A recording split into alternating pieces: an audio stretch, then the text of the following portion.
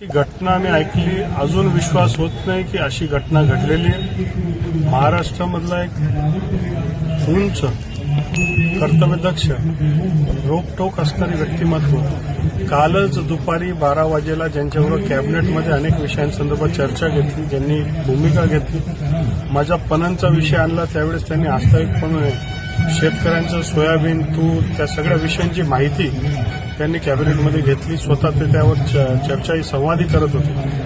आणि आज सकाळी आम्ही रेल्वेतनं उतरल्यावर ही बातमी ऐकल्यानंतर मनाला विश्वास होत नाही की महाराष्ट्राची एवढी मोठी राजकीय सामाजिक हानी, एक काम करणारा करता नेता आपल्यातनं अचानकपणे निघून गेल्यामुळे अजून आम्ही सारेजण धक्क्यामध्ये.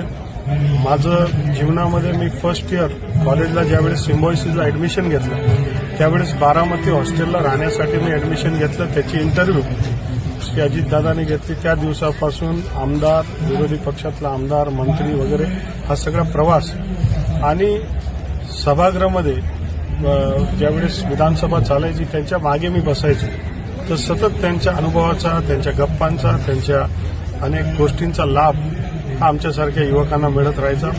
अनेकांना प्रेरणादायी होते, अनेकांचं जीवन त्यांच्यावर अवलंबून होते, अत्यंत टायमिंगला परफेक्ट होते. आणि महाराष्ट्राची फार मोठी क्षती, कधी न भरून निघणारी फार मोठी हानी झाली.